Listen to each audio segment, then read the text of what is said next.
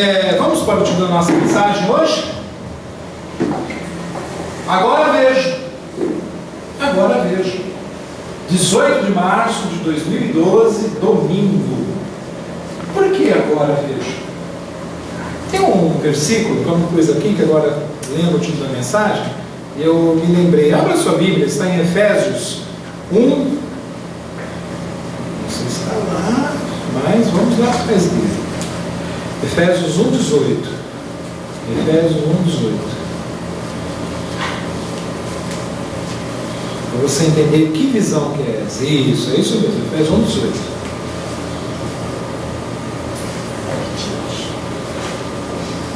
Iluminados os olhos do vosso coração. Eu pergunto, coração tem olhos? Não. Essa aqui é uma licença poética, né? Uma forma que Deus usa para dizer assim: olha, os olhos do vosso coração, do seu espírito. Coração muitas vezes na Bíblia Sagrada significa espírito, não Espírito Santo. Espírito como alma, como sentimento, como emoção, tá? E aqui é assim: iluminados os olhos da vossa alma, do seu entendimento, para saberdes qual é a esperança do seu chamamento e qual a riqueza da glória da sua herança nos santos. É para você saber de tudo isso com o entendimento, com os olhos abertos e espirituais. Por isso o agora vejo. Não é um vejo carnal de olhos que estão numa cabeça. Ah, eu vejo ventilador, eu vejo luz. Não. É uma visão que transcende a essa visão da carne. É uma visão espiritual, é uma visão de águia, é uma visão que enxerga longe, discerne entre o bem e o mal, entre aquele que serve e aquele que não serve a Deus. Então essa visão que você tem é uma visão que Deus te dá por iluminação. Não estou falando de revelação, é por iluminação, ou seja, por entendimento. Você agora vai ouvir uma palavra que é de Deus e vai cair bem no teu coração, porque vai confirmar com o teu espírito, com os olhos do teu coração. Amém? Amém. Então diz assim, Lucas 4,18. Ó, agora já é diferente. O Espírito, está vendo? Letra maiúscula. Toda vez que o Espírito na Bíblia estiver com letra maiúscula, é de Deus, é o próprio Senhor Jesus Cristo, é o próprio Senhor. Por isso que ele fala, o Espírito do Senhor está sobre mim. Aqui ainda é em mosaica, Lucas. Jesus Cristo não tinha ido para a cruz e nos dado a graça misericordiosa dele. Então, o Espírito estava sobre a pessoa, não estava dentro da pessoa, no seu interior. E como nós recebemos, confessamos ou aceitamos Jesus Cristo, ele é morada, ele faz morada. A Bíblia diz que eu sou o santuário do Deus vivo. O que é o santuário do Deus vivo? Ele habita. Se eu sou santuário, ele está em mim, ele está habitando em mim, que sou santuário de Deus. Amém, igreja? Estamos entendendo? Tá certo? Então o Espírito do Senhor está sobre mim pelo que me ungiu. Ungir significa consagrar, tá? Pelo que me ungiu para evangelizar os pobres e me consagrou, me tornou sagrado. Para quê? Para evangelizar os pobres, enviou-me para proclamar libertação aos cativos, ou seja, libertar a quem está preso. Cativo significa preso, algemado. Pelo quê? Pela palavra, né? E restauração, restaurar, ficar novo novamente, dar vista aos cegos, para pôr em liberdade os oprimidos. Então, Deus nos deu o seu Espírito, que é santo, que habita em mim, me outorgou, ou seja, passou uma procuração para mim, para que eu possa evangelizar, para que eu possa dar vista ao cego, para que eu possa libertar os cativos, e ele me ungiu, agora não mais com óleo, como era no Velho Testamento. Davi, no Salmos 23, falava, unge-me com óleo. Então era algo exterior, era algo que todo mundo via, era algo físico. Tinha que vir lá o chifre, colocar o óleo e derramar sobre a cabeça para ver a unção. Agora, depois que Cristo foi para a cruz, derramou o seu sangue por mim e por você, não há mais esse sinal visível externo. Há sim o Consolador que Jesus prometeu quando foi assunto aos céus. Ele disse, não se preocupem, eu vou, mas deixarei com vós o meu Espírito Santo. Então ele subiu e mandou o seu Consolador com letra maiúscula. Por isso que ele habita agora em nós e nós somos os seus ungidos, não mais com óleo, mas com o próprio Senhor em nós. Amém? Amém. Mas ele nos deu uma função, nos deu um dever, nos deu uma responsabilidade, nos deu um compromisso: libertar cativos, libertar oprimidos, dar vista aos cegos. Não esse cego de visão, o cego que está aí perambulando pela vida, sendo opresso, sendo reprimido, sendo escasso, não tendo liberdade, não tendo ações, não reconhecendo, não sabendo o Deus que serve, nem sabe qual é o Deus que ele deve ou não deve servir, batendo cabeça muitas vezes em muitos lugares, não avançando, não prosperando. Essa é a nossa obrigação, né? Que nós fazemos não com pesar, não fazemos. Deus diz que os seus mandamentos são prazerosos, não são penosos. Nós fazemos isso por amor. Amém, igreja? Amém. Então vamos orar nesse início de culto, né? Para que Deus nos dê ainda mais olhos iluminados. Senhor Deus, obrigado, Pai. Glória a Deus. Obrigado porque sabemos que o Senhor fala nesse local, o Senhor nos dá a Tua mão, Senhor. Tu nos dá entendimento, nos dá liberdade. Pai, a Tua palavra nos diz em Romanos que o pecado não tem mais domínio sobre a nossa vida, Pai. Não tem. Não há mais um dedo em riste, um dedo acusador, não há mais uma boca que se lance contra as nossas vidas, nos condenando, Senhor, nos julgando. Não há. Porque o Senhor diz nesse mesmo versículo que nós não estamos mais debaixo da lei mosaica, da lei que foi entregue no Monte Sinai. Não. Nós estamos debaixo da Tua graça. E a Tua graça nos diz, Pai, que é o Senhor que intercede por nós, é o Senhor que nos conduz, nos orienta, nos leva por caminhos planos, certos. Tu és lâmpada nos nossos pés. Nós não tropeçamos, não manquejamos, não titubeamos. Não. Nós servimos aqui o Deus vivo e verdadeiro, o único Deus que ressuscitou e está agora neste local, Senhor, não apenas em nós, mas a Tua presença é manifesta, Senhor, aqui, na Assembleia dos Santos. Aqui estão os Teus santos, Pai. Não na carne, porque na carne não habita bem algum, a carne jamais se converte, mas habita em nós na perfeição do Teu Espírito, que diz que somos um contigo, Senhor. Assim como o marido e a esposa, quando se unem, são uma só carne, nós contigo, Senhor, somos um só Espírito neste momento. Por isso fala-nos, Pai, fala-nos. Precisamos tanto, Senhor, ouvir a Tua voz, mas a Tua voz, Pai. Não a voz de um homem, não a voz do Jornal Nacional, não a voz de uma revista, não, Senhor. A Tua voz, a voz que nos faz mais que vencedores. Muito obrigado, Jesus. Amém. O povo que assim crê, diga amém. Deus, Senhor, uma linda saúde.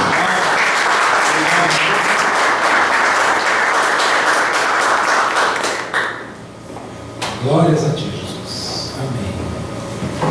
Então eu queria repartir com a igreja hoje uma passagem que está em Mateus, a partir do versículo 31, no capítulo 25, que certamente vai falar muito aos nossos corações nesse dia, né? Diz assim a palavra de Jesus, a partir do versículo 31, isso. Marcos? Não, Mateus, tá? Se alguém está anotando, anota Mateus, tá? Que não é Marcos, é Mateus. Deu uma... Mas não tem problema não, é só acertar ali. Quando vier o Filho do Homem, sempre quando estiver Filho do Homem com letra maiúscula, é Jesus Cristo, tá? Quando vier o Filho do Homem na sua majestade, e todos os anjos com ele, então se assentará no trono da sua glória, e todas as nações serão reunidas em sua presença, e ele separará uns dos outros, como o pastor separa dos cabritos as ovelhas, e porá as ovelhas à sua direita, mas os cabritos à esquerda. Então dirá o rei, rei com letra maiúscula, tá? Então dirá o rei aos que estiverem à sua direita: vinde, benditos de meu Pai, entrai na posse do reino que vos está preparado desde a fundação do mundo. Que lindo! Presta atenção. Deus está tratando aqui de dois povos, tá? Ele fala em cabrito e fala em ovelha. Ele fala de um povo que ficará à sua direita, que são as ovelhas, e de um outro povo que ficará à sua esquerda, que são os cabritos. Tá? Os da direita serão separados para o reino e entrarão nesse reino, e os da esquerda não. Nós vamos ver isso aqui também um pouquinho mais para frente. Vai haver um momento, e a gente sempre gosta de frisar isso, de que Deus passa régua, né? Deus, na sua infinita misericórdia, no seu infinito amor, Ele demora, no nosso tempo humano, Ele demora muito. Há uma passagem em Eclesiastes que diz assim que parece que é demorado o julgamento de Deus para com os seus filhos, né? Amados, eu vou te dizer que é muito demorado, né? Deus nos dá muitas chances, Deus nos dá muito tempo para que acertemos coisas que porventura estejamos errando, né? Às vezes a gente sabe, nós sabemos como filhos de Deus o que é, por exemplo, o adultério não é uma coisa correta, não é uma coisa boa, não é uma coisa de Deus. E aí a pessoa pula o muro uma vez, e aí não vem correção de Deus. A pessoa às vezes ainda está na igreja e faz isso. E aí ele pula uma vez, passa um mês, passa dois, e fala, puxa vida, né? Ninguém viu. E eu também não tive a mão de Deus pesando sobre a minha vida. Eu falei, poxa, beleza, pula uma segunda vez. Passa um ano, não acontece nada. E às vezes a gente fica sem entender, né? Como filhos de Deus, puxa vida, eu estou errando e está tudo bem. Pelo contrário, eu estou lá sendo promovido no trabalho, estou entrando na igreja, todo mundo, né? De repente eu sou do louvor e todo mundo está louvando, louvor magnífico, ou eu trabalho em algum lugar na igreja, está prosperando, e a pessoa fica, está tudo bem. Não está tudo bem, amados. Deus é extremamente longânimo, isso significa extremamente paciente. Ele dá inúmeras chances para que a gente acerte o nosso passo. E vou mais longe.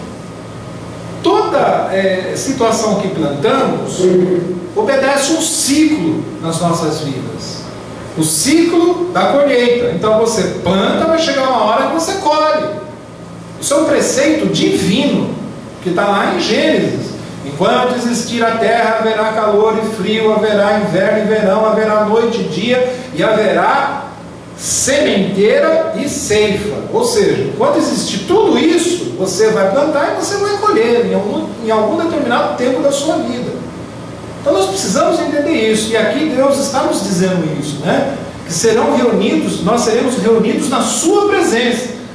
Então você vê, digamos que você tenha 70 anos, 50 anos, 20 anos, se Jesus Cristo estabelecer isso hoje, e você não colheu aquilo que você plantou, aqui é o momento de você sentar na frente do Cordeiro, na frente do Senhor Jesus, na frente do Rei dos Reis, do Senhor dos Senhores, e Deus vai separar quem é ovelha para a direita e quem é cabrito para a esquerda.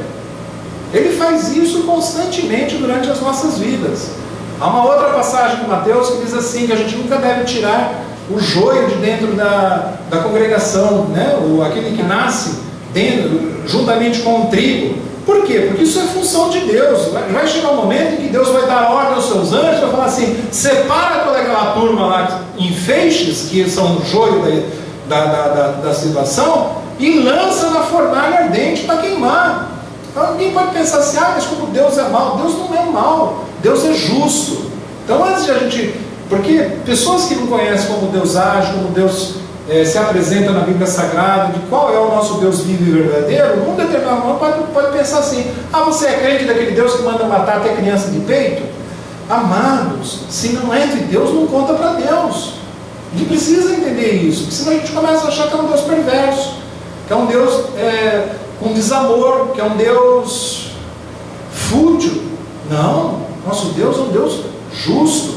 Quando ele mandou Saul matar e não sobrar ninguém, porque ele tinha já determinado que aquele povo lá não era para sobrar ninguém, eram os cabritos. Pastor, mas como é que isso... A gente vai entender isso na Bíblia. Não precisa entender na Bíblia primeiramente, entenda no seu dia a dia. Como é que a gente entende uma pessoa que acaba de ganhar um nenê, coloca dentro de um saco de lixo, fecha e joga no rio? Como? Como é que a gente entende um pai que estupra uma filha de 2 anos de idade? Como é que a gente entende isso? Como é que a gente entende um filho rebelde bater no seu pai até a morte, ou na sua mãe até a morte? Amados, os jornais estão forrados dessas notícias ultimamente. Isso para não entrar em situações mais odiondas, mais terríveis, que não compete a gente falar aqui nesse momento. Então, por que nós, como filhos de Deus, nós como ovelhas, nós como fruto bom nessa história, como fonte a jorrar água boa, como seus eleitos, como seus predestinados, como seus abençoados, somos todos nós aqui, bom perfume de Cristo, os justos, os honestos, os íntegros, por que nós vamos ter uma varinha de justiça, um martelinho de juiz para dizer: ah, Senhor, o Senhor não pode dar lá uma chance para Judas que traiu Jesus Cristo? Não, Jesus tinha uma sentença para Judas. E ele mesmo disse: faça logo o que já está determinado desde quando? Desde antes da fundação do mundo. Então nós precisamos entender isso hoje, amados. Para de ficar, sabe, prestando atenção na corrente da prosperidade, no sai demônio, sai demônio. Sai demônio de crente, isso não existe. Não existe. E a prosperidade vem quando você planta. Não existe milagre para isso, né? E ele diz aqui, ó: entrai na posse do reino que vos está preparado desde a fundação do mundo. Como é que eu vou entender hoje, Renan? Como é que eu entendo hoje, Renan, que a posse do reino já estava preparada para mim, para você e para nós aqui desde a fundação do mundo? Como? Porque o nosso Deus é um Deus determinante. Ele não fez um prognóstico, não fez com uma bola de cristal dizendo: não, o Renan vai lá na frente receber Jesus Cristo e entrará no reino. Não, diferente. Nosso Deus é um Deus determinador. Ele diz assim: o Renan, que virá à terra no dia tal, a hora tal, tem já preparado para ele os céus no dia tal. Está escrito. Não sou eu, pastor, que está falando. Deus deixou isso escrito. A fé dos eleitos de Deus, preparado para os santos, né? Para a nação santa, para o sol da terra, que somos nós. 35. Agora nós vamos entender aqui agora como é que operam os filhos de Deus e como é que operam os que não são filhos de Deus. Amados, isso é muito importante, que nós vamos começar a entender muitas coisas agora. Por que aquele cidadão no serviço, eu não faço nada para ele, ele não larga no meu pé, que ele me puxar no tapete? Por que às vezes dentro da nossa casa tem um parente da pá virada, e isso é bíblico, né? Que Jesus certa vez disse isso, assim: habita dentro da sua casa. Então, isso é dormir com o inimigo. Você está dormindo dentro da casa com uma pessoa que é estranha às coisas de Deus. Aquela casa está sendo santificada pela sua presença, assim como Ló, por exemplo. Deus não mandou destruir Sodoma e Gomorra enquanto Ló estivesse lá. Abraão estava até: ah, Senhor, se tiver 50 lá, o que o Senhor faz? Não, pelos 50 eu não destruo a cidade. Tá bom, Senhor, se tiver 40, não, se tiver 40 eu não destruo. 30, Senhor, 10, Senhor. E aí Deus falou: olha, um justo. Você pode ser o único crente dentro da sua casa. Você está santificando e abençoando a casa inteira, irmãos. Você é coluna abençoadora dentro da sua casa. Às vezes a pessoa fala assim: pastor, sou eu o crente dentro de casa, não sabe o que eu passo, eu sei. Sei uma parte, Deus sabe tudo. Então persevera que vale a pena, tá? Mesmo que você passe lutando aqui a vida inteira, a posse do reino, como está aqui em Mateus 25:35, é sua e é minha. A eternidade é nossa, amados. Amém. Por mais que você passe aqui perrengues, passe situações, passe, né? Gente, vale a pena. Sempre com Jesus vale a pena, tá? Continuando. Olha só, hein, querido. Porque tive fome e me desses de comer, tive sede e me desses de beber, era forasteiro, ou seja, de uma outra terra, era estranho e me hospedastes, estava nu e me vestistes, enfermo e me visitastes, preso e fostes ver-me. Então perguntarão os justos: Senhor, quando foi que te vimos com fome e te demos de comer? Porque Deus estava falando isso para eles, mas como é que nós fizemos isso? Quem é filho de Deus faz o bem, nem lembra mais que fez o bem. Porque não faz por barganha, não faz para ter algo em troca, você faz por amor, você faz porque você tem um espírito quebrantado, você tem um coração amado, você sente prazer em fazer. Esse é o fazer de Deus. E eles perguntaram aqui, mas quando é que nós fizemos isso, Deus? A gente não está lembradinho, lembra a gente, lembra? Ou, com sede te demos de beber. Quando foi isso? Aí no 38. E quando te vimos forasteiros e te hospedamos, ou nu te vestimos. Eles continuam aqui perguntando, quando foi?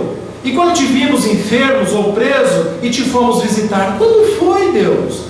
O Rei Jesus, respondendo, lhes dirá: em verdade vos afirmo, que sempre que o fizesses a um desses meus pequeninos irmãos, a mim o fizesses.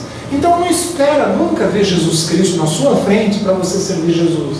Não espera um anjo descer batendo asas do céu para servir o anjo. Sirva por amor quem se apresentar te pedindo. E quando alguém se apresentar pedindo, descodifica um pouco da sua mente, do seu coração, o pedir material. Às vezes você tem um parente que está pedindo um ombro para desabafar.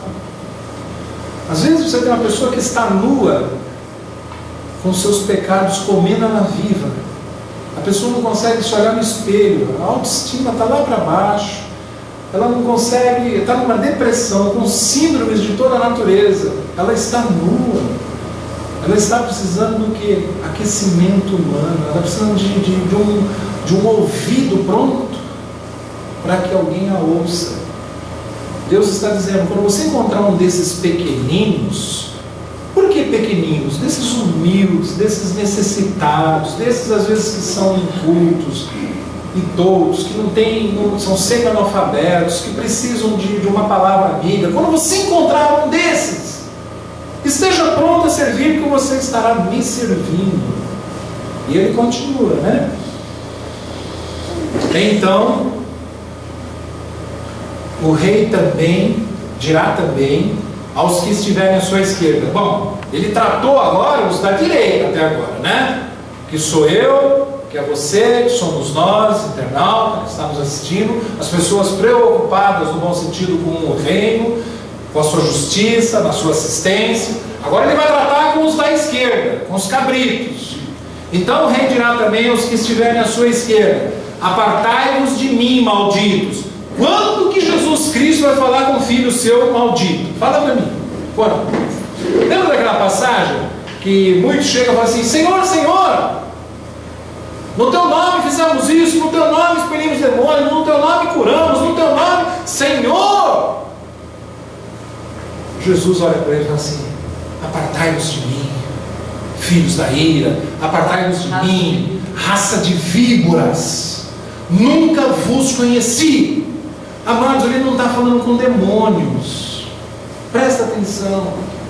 Falta essa iluminação nas igrejas, nas pessoas que estudam, nos teólogos. Ele não está falando com demônio, ele não está falando com o diabo.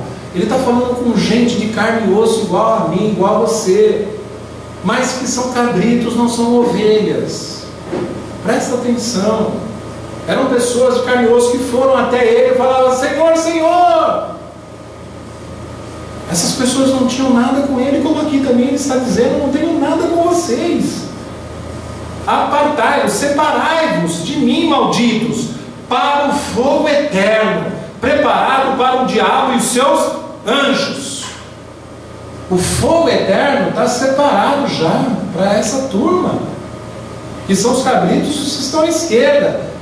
42, porque tive fome. Agora ele vai mostrar para essa turminha a mesma coisa que ele mostrou para as ovelhas, a mesma coisa que ele mostrou para aqueles que têm o coração contrito, o coração quebrantado. Olha só: porque tive fome e não me desses de comer, tive sede e não me desses de beber, sendo forasteiro não me hospedastes, estando nu não me vestistes, achando-me enfermo e preso não fostes ver-me. E eles lhe perguntarão: Senhor, quando foi que te vimos com fome, com sede, forasteiro, nu, enfermo ou preso e não te assistimos? Olha que até aqui ainda os malditos ainda estão chamando Senhor.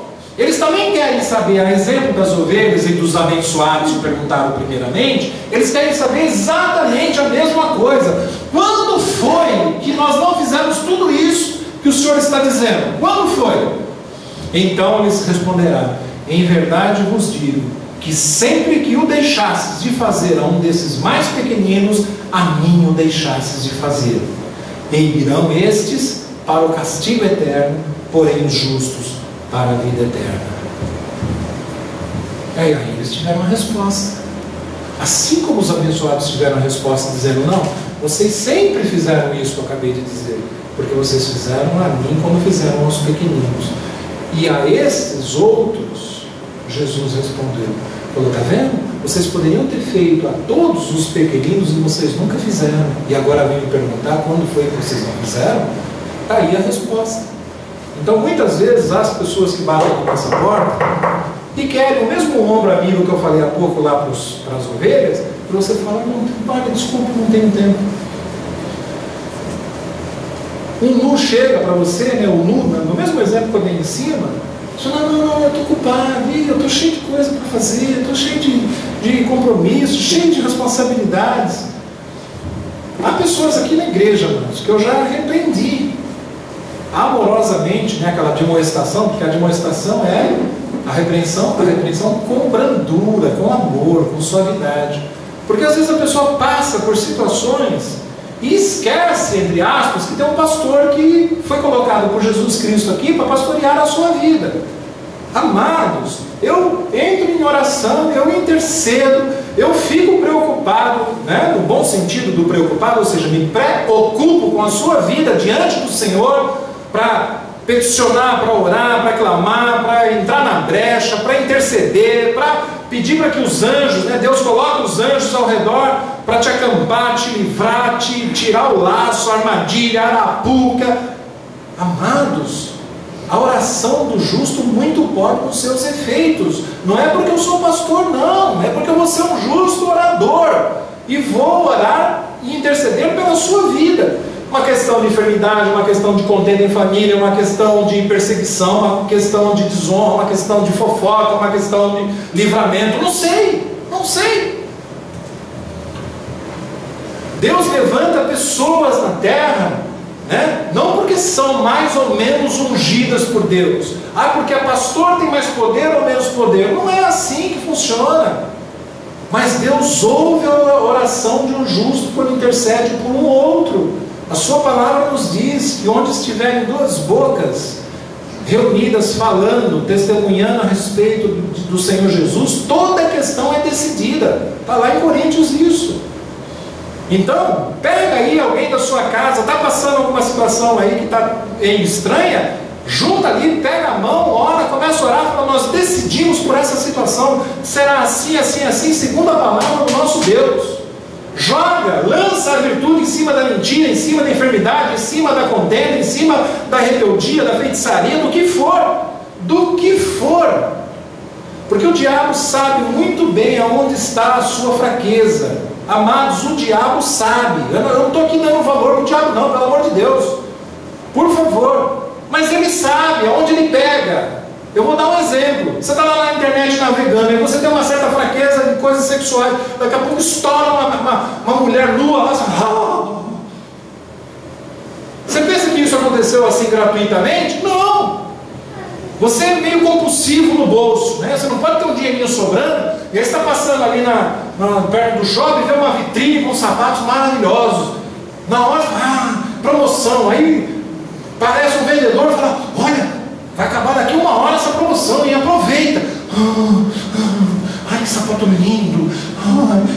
Mas você tem que pagar a conta, você tem que pagar a conta de luz, você tem que dar de comer dentro de casa, você tem que comprar um uniforme do seu filho. Parece coisa boba, parece só. Mas ele sabe muito bem onde ele espeta, onde ele age, onde ele atua. Ele sabe muito bem. Ele sabe o passado, ele sabe o que você está atravessando, sabe as suas fraquezas, sabe onde ele coloca o dardo inflamado, a seta envenenada, ele sabe disso tudo. nós temos que saber também qual é a nossa autoridade. A nossa autoridade é para afastar tudo isso daí. O apóstolo Paulo, amados, disse certa vez: aquele que está em pé, cuide, vigie para que não caia. Há crentes super poderosos que acham que porque está com Jesus, amém, não é só para achar, não é para ter certeza. Mas não podemos ignorar os desígnios de Satanás. Não podemos. Não podemos. João 10,10 diz assim, que o ladrão vem para matar, roubar e destruir. Dá brecha para você ver. Ele mata sonho, ele destrói família, ele arruína coisas que você demorou a vida inteira para construir. Numa brechinha que você vê. É claro que você vai ficar, opa, capeta, oi? Porque tem lugar que é assim, né? Vamos lá aqui, ó, o capeta está aqui. Que capeta está aqui, ó? Onde habita a luz de Jesus, dissipa qualquer treva. Há um versículo que diz em João, se não me falha a memória, quem é nascido de Deus, Deus o guarda e o maligno não lhe toca. Quanto mais possuir, não pode nem tocar, quanto mais possuir. Mas são as virtudes de Deus que você precisa lançar sobre as mentiras do inimigo. Tá certo? Para na hora que a gente chegar na presença do Pai, aqui como está em Mateus 25, Mateus 25, no capítulo 25, você chegar e falar assim: Senhor, eu cheguei íntegro até aqui, Pai. Cadê o lugarzinho das ovelhas? As ovelhinhas ali, ó, no balido. Mé, aqui. Olha os cabritos lá. Lá é cabrito, esquerda. Direita, balidinho de ovelha. Você é ovelha? Amém. Com todo respeito, dê um balidinho aí. Que lindo. O Senhor ouviu e ouviu a ovelha certa, a ovelha do bom pastor, né? Hebreus 13:1. Então seja constante o seu amor fraternal. Seja constante, ou seja, não pare, continue. 2. Não negligencieis a hospitalidade, pois alguns praticando-a, quer dizer, alguns negligenciaram, né? Foram desleixados, descuidados. Com o quê? Com essa hospitalidade. Alguns, deixando essa hospitalidade, né? Sem o saber, acolheram anjos. Ou seja, você vai estar atento, você vai ter hospitalidade. E aí você fala: nossa, a pessoa veio e sumiu.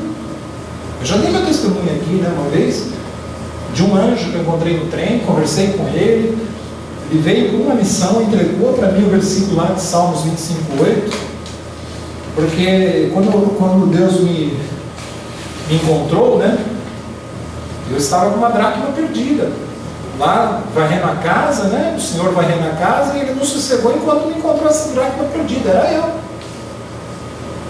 E aí eu era assim, muito tapadinho, viu, gente, com todo respeito. Sabe, novo convertido, que parece que tudo tem que ser a ferro e fogo, né? É pecado, não pode.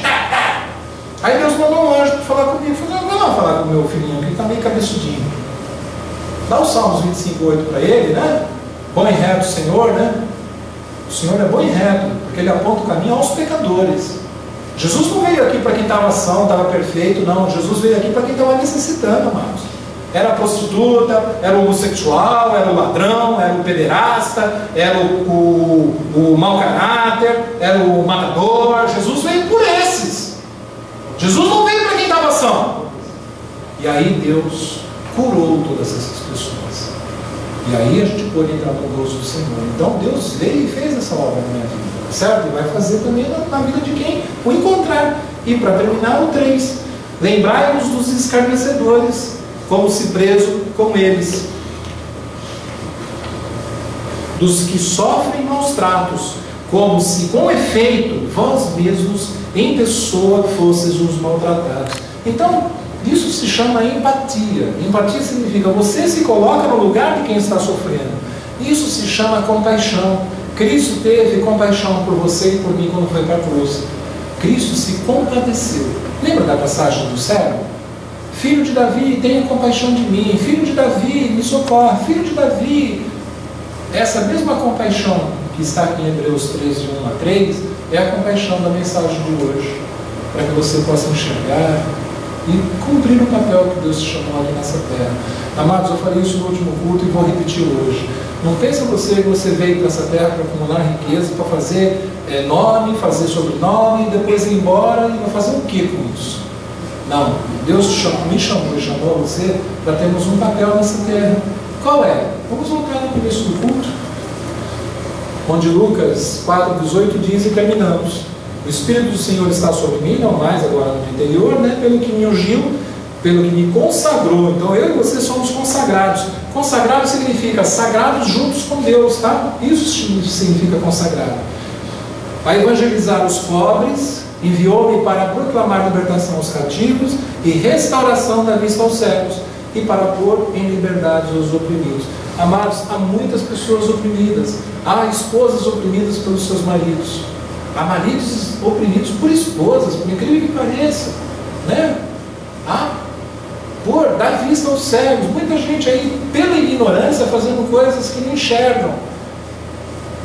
Opressão, cativos. Quantas pessoas nesse momento não estão presas a preconceitos, presas a racismos, presas a situação social, situação cultural, situação intelectual?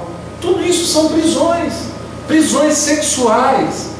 Olha, amados, há maridos e esposas que não desfrutam da honra que o Senhor deu sobre o matrimônio. Isso é muito cativeiro, é muita prisão.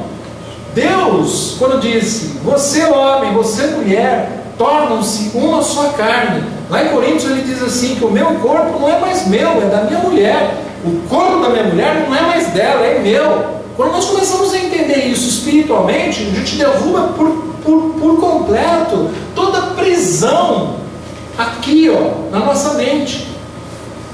Pasmem os céus. Hoje há pessoas que integram igrejas, amados, que adulteram com irmãs, com irmãos dentro da própria igreja, porque não tem diálogo dentro de casa com a sua esposa e com o seu marido. Isso no mundo é normal. Como filhos de Deus, isso é anormal. Não podemos mais chamar o certo de errado, o errado de certo.